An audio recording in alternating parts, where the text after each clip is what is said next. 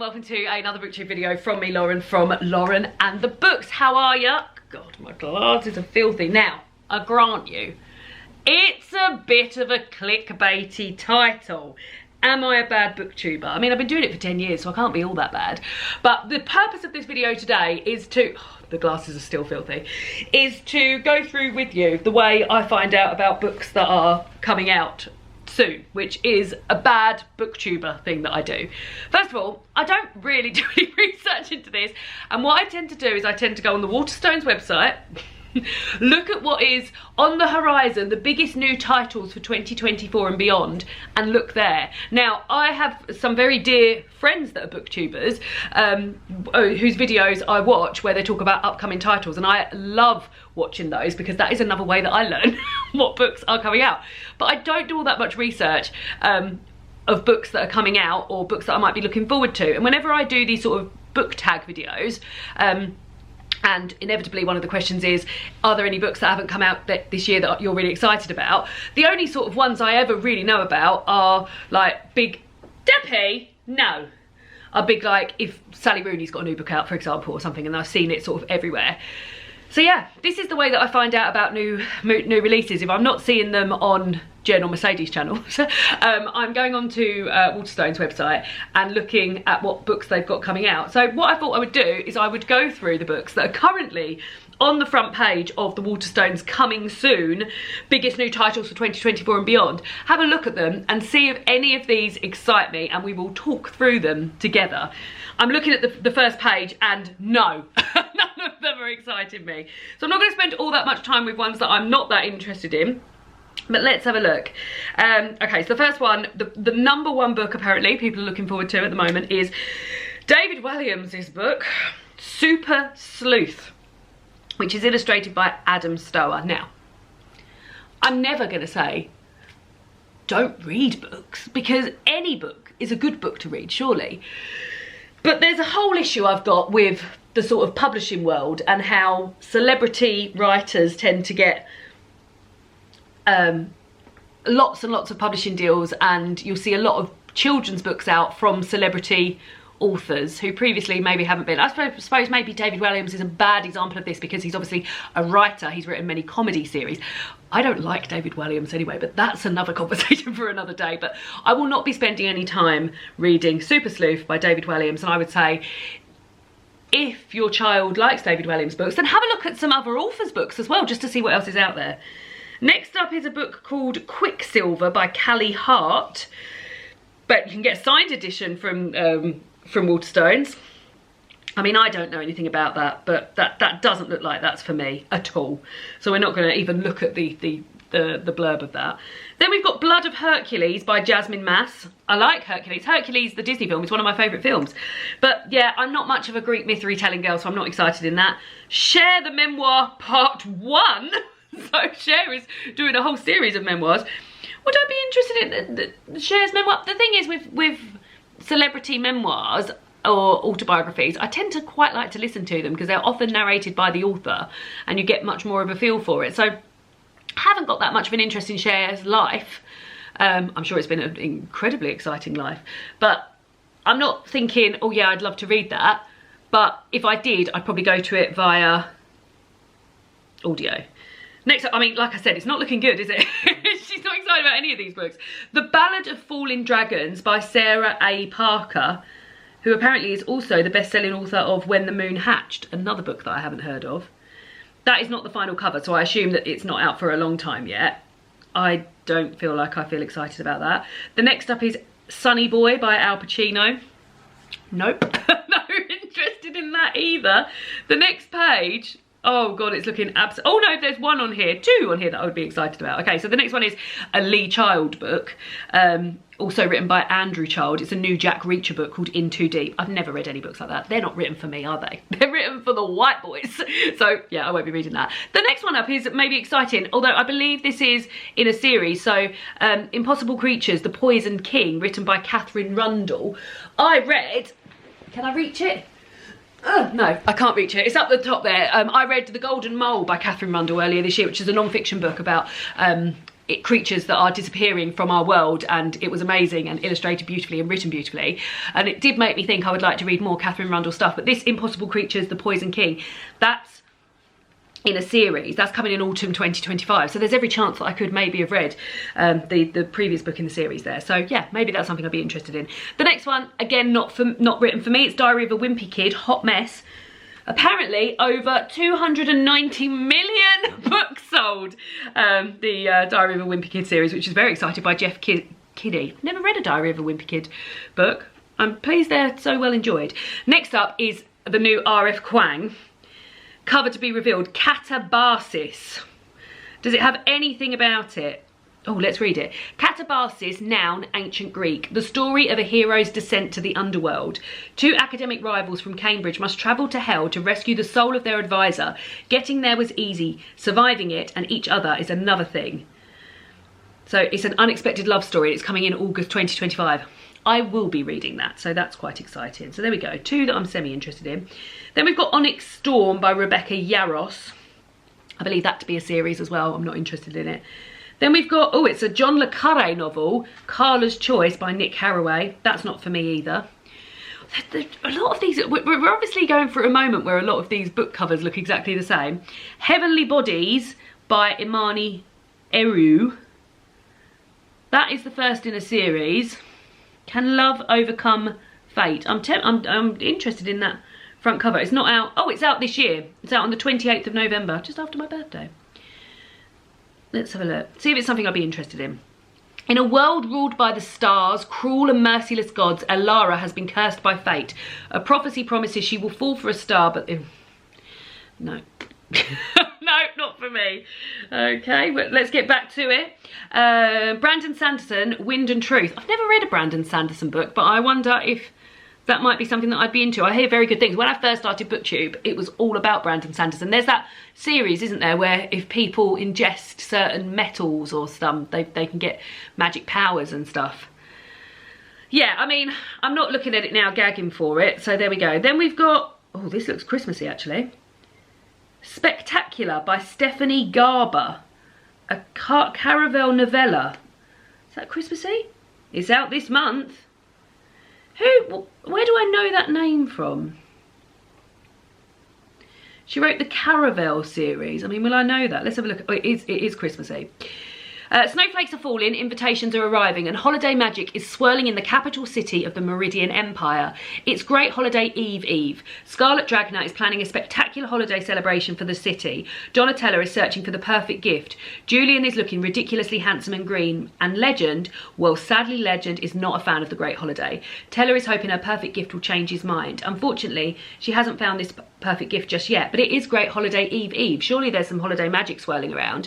Welcome back to the world of Caravel, where holidays are not as they seem. Set after Stephanie Garber's #1 New York Times best-selling Caravel series, maybe I need to have read the series before. I'm interested in a Christmas novella. This delightful novella will take readers on the ultimate holiday adventure, full of clockwork boys, poison candy, impish snow globes, merriment, and if Tella gets her way, love. Complete with gorgeous illustrations, this is the perfect edition for collectors, readers, dreamers, and lovers of holiday magic.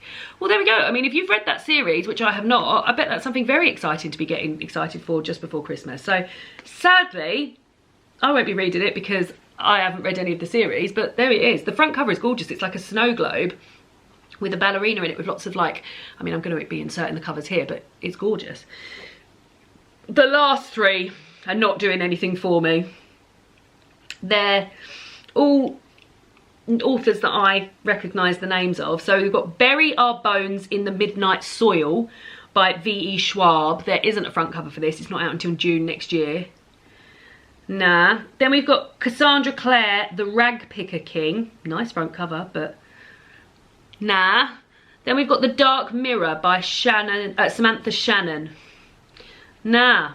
Okay, so then we'll go on to the biggest fiction coming in 2024 and beyond. I can see one on here that I'm interested in, and two, the one that I've seen the front cover of, which looks bloody gorgeous. So first of all, we've got Great Big Beautiful Life by Emily Henry. This hasn't got a front cover proper, so I imagine it's not out for a while yet. Emily Henry, she is a women's contemporary fiction romance writer, isn't she? I think I've read the book club or something, or like a holiday, maybe it's called Beach Read or something. I've read something by her, I found it fine. But yeah, I'm not feeling too excited about that. Now, the next one is Chimamanda Ngozi Adichie's book, Dream Count. I used to be a massive fan of Chimamanda Ngozi Adichie. In fact, one of my favourite books of all time was Americana by Chimamanda Ngozi Adichie. And again, a story for not this video, but another time, Chimamanda Ngozi Adichie stood very much in support of J.K. Rowling and her views, of which I am not in support of. So she sort of dropped off the radar a bit for me. It's difficult, isn't it, with the old cancel culture, but am I interested in it? Let's have a this. It's out in March next year. It's been 10 years in the... Oh, shit. Oh, I thought it was a sequel to Americana. It's not. No, it's not for you. Right, okay. The story of 4 women and their loves, longings and desires. Chiamaka is a Nigerian travel writer living in America. Alone in the midst of the pandemic, she recalls her past lovers, and grapples with their choices and regrets. Zikora, her best friend, is a lawyer who's been successful at everything until, betrayed and broken-hearted, she must turn to the person she thought she needed least. Omeloga, Chiamaka's bold... It's long. Outspoken cousin is the financial powerhouse in Nigeria who begins to question how well she knows herself. And Kadiotu, Chiamaka's housekeeper, is proudly raising her daughter in America but faces an unthinkable hardship that threatens all she has worked to achieve. In Dream Count, Adichie trains her fierce eye on these women in a sparkling transcendent novel that takes up the very nature of love itself. Is true happiness ever attainable, or is it just a fleeting state? And how honest must we be with ourselves in order to love and be loved? A trenchant reflection on the choices we make and those made for us, on daughters and mothers, on our interconnected world. Dream Count pulses with emotional urgency and poignant, unflinching observations on the human's heart in language that soars with beauty and power. It confirms Adichie's status as one of the most exciting and dynamic writers on the literary landscape. I mean, yeah, it sounds good. We'll see how we feel nearer the time. There's a new Murakami out. The City and Its Uncertain Walls. Murakami books just often leave me feeling sort of a bit cold and a bit like, oh, oh, that was what all the fuss was about. So I probably won't bother with that. Now the next one here though, The Return to the Dallergut Dream Department Store by Mia Lee. Now this front cover is fantastic. It's like a dream.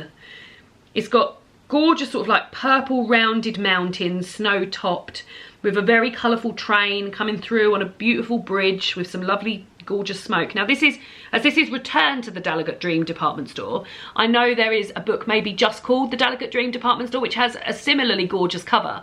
Now I don't want to go into here and read this blurb because it might give away what happens in the first one.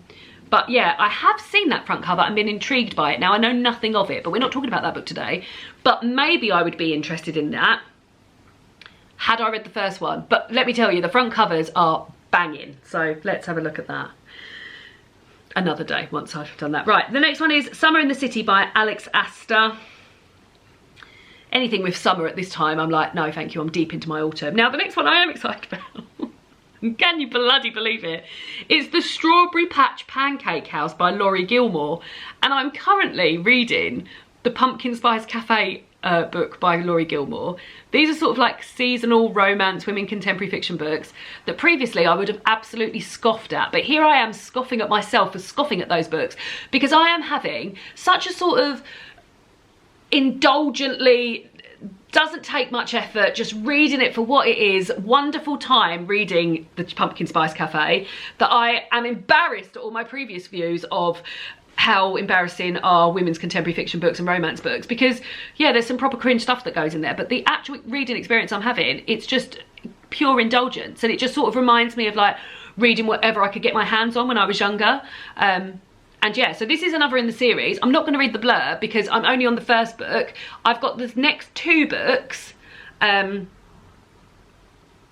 which are, I think the next one I've got, weirdly, the order they go in seems to be quite weird. So the first one's set in autumn, the second one, which is called The Cinnamon Bun Bookshop, I think that's set in summer, and then I've got The Christmas Tree Farm, which is obviously set in winter, and then this one, The Strawberry Patch Pancake House, looks to me, because of the blossom, looks to me to be set in spring. So I can't read that blurb because I don't want to spoil anything for myself, but I am having a joyous time. It's also got a really, really great playlist at the front of it that has loads of like autumnal songs on, and you can listen to it on Spotify. I'm having a great time with it. Shame on me for previously saying did not like the sound of that. Right, Bernard Cornwell, Sharpe Storm. No. No. Alan Bennett, Killing Time. I've read one Alan Bennett book, the one about the Queen being a big reader. Is that by Alan Bennett?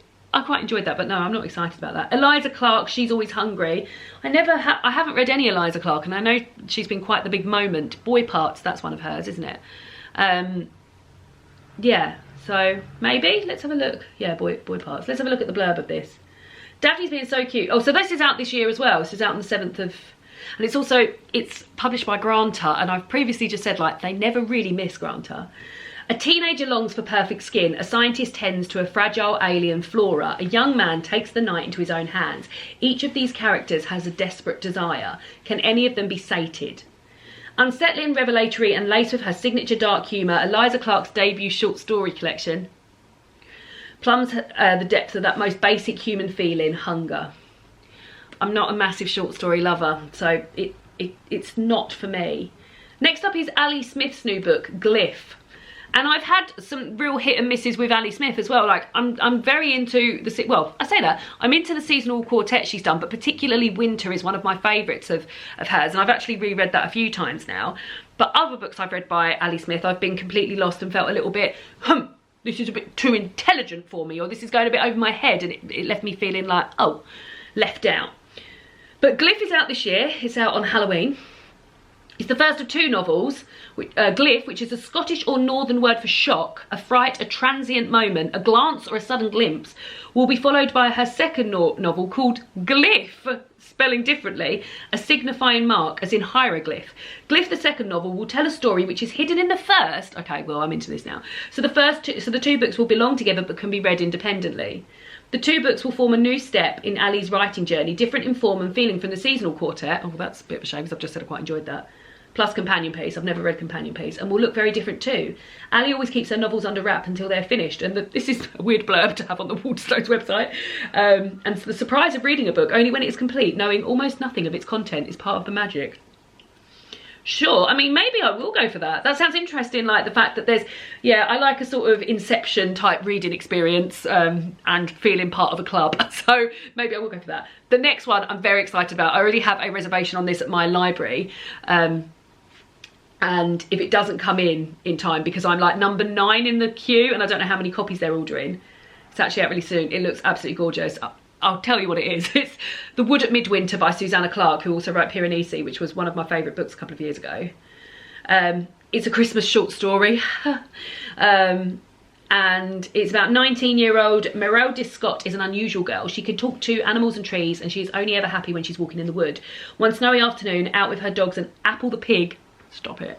Meraldis encounters a blackbird and a fox. As darkness falls, a strange figure enters their midst, and the path of her life is changed forever. Now, Piranesi was so charming to me that I expect, based on that blurb, that this is going to be super charming as well. Also looks as though it's got illustrations. Some of the illustrations look absolutely gorgeous. She's wearing a beautiful sort of, oh my god, there's like fairy lights and stuff. Yeah, it looks gorgeous. So I'm very, very excited about this. I think it's going to be super short just because of the price of it. So it's £8.49 for a little mini Christmassy book. Will I buy it, or will I end up getting it for the... I mean, I've got a reservation on it at the library that I've paid £1.10 for. So I'm like over an eighth of the way there. But yeah, that is a book I am very excited about. I'm really hoping it will be as charming and wonderful as I hope it to be. Then we've got, oh god, no thank you, Simon Scarrow, Eagles of the Empire, Revenge of Rome. Nah, not for me. Then we've got Swept Away by Beth O'Leary, Lost at Sea with Your One Night Stand. I've listened to a few Beth O'Leary's. The Flat Share I actually really enjoyed. And then I was listening to one of hers on the run up to Christmas. This often happens. I was listening to it in November, and then come the 1st of December, I just listened to Christmas books. I've got a feeling it might even have been set in the run up to Christmas, but I didn't carry on with it. I can't remember what it was called, but Carrie Hope Fletcher was doing the audiobook for it. Maybe I should go back to that this year. It was set in a hotel, quite like that. But yeah, I mean, maybe audiobook wise. Then we've got, so we're getting down the business end for this, so thank you for sticking with me. Then we've got The Empress of Gladness by Ocean Vuong, an author that I've heard about that I've never read any of the books of. This is out next June. It's It follows a wayward man in New England who, out of sheer chance, becomes a caretaker for an 82-year-old widow living with dementia. Hallmarks of Vuong's writing: formal innovation, syntactic dexterity, and the ability to twin grit with grace through tenderness are on full display in this masterful story of friendship and how much we're willing to risk to possess one of life's most treasured mercies, a second chance. That does sound nice. Right, okay, so maybe she'll be going for that as well. Then we've got Jonathan Coe, The Proof of My Innocence. I've never read anything by Jonathan Coe. Have I got a book by Jonathan Coe here that has just been... No. I thought I did. Oh no, sorry. That's by Manny Coe and Rubik. I knew I'd recently got into possession a book by somebody Coe, but no, it's not that. Then we've got With Love from the Morisaki Bookshop by Satoshi Yagisawa, translated by Eric Osuwa. I think this is like within a series. There's a lot of these sort of like books that have been all grouped together, isn't there, in a sort of series of about one particular bookshop or one particular cafe or something. So yeah, I won't read the blurb on that. Fire by John Boyne. Another one of those authors who is J.K. Rowling's very, very best friend, that I've sort of swerved since then. Again, I loved Our Heart's Invisible Furies. Is that what it's called? Our Heart's Invisible Furies? Like, loved it. But yeah, she's taken a step back away from that. So the next one is Holly Bourne, So Thrilled for You. Holly Bourne is a sort of, this is the last one, sorry, like young adult writer, but this front cover looks very, very, the front cover I'm very into. It's got a woman lighting her own birthday candle, it looks like. She's got a birthday cake on and she's sort of like laying down on the floor. This is out on the 16th of January 2025. I mean, I am into the front cover a lot. A terrible heat wave, a very tense baby shower, it will all end in tears. Nikki, Lauren, that's me, Charlotte, my sister, and Steffi have been friends since university. Now in their 30s, life is pulling them in different directions. But when Charlotte organises the baby shower of hell for pregnant Nikki, the girls are reunited. Under a sweltering hot summer day, tensions rise, and by the end of the evening, nothing will ever be the same. Someone started a fire at the house and everyone's a suspect. Is it Steffi, happily child-free but feeling judged by her friends? Is it Charlotte, desperate to conceive and jealous of those who have? Is it Lauren, who is finding motherhood far, far worse than she imagined? It can't be any worse than I imagined. Or is it Nikki herself, who has never wanted a baby shower anyway? In the aftermath, the police will put together the facts, but the truth will shock everyone, including you. No, that sounds good. I'm into that. Well, there we go. So that was just a selection of books that are on the Waterstones website of the biggest books coming in 2024 and beyond. That's how I find out what new books are coming out. A few books I'm very excited about. So excited about that Susanna Clarke Christmassy book. So excited. Let me know what books you're looking forward to. Let me know if any of these really interested you. And I'll see you all again soon for another Booktuber video. Goodbye!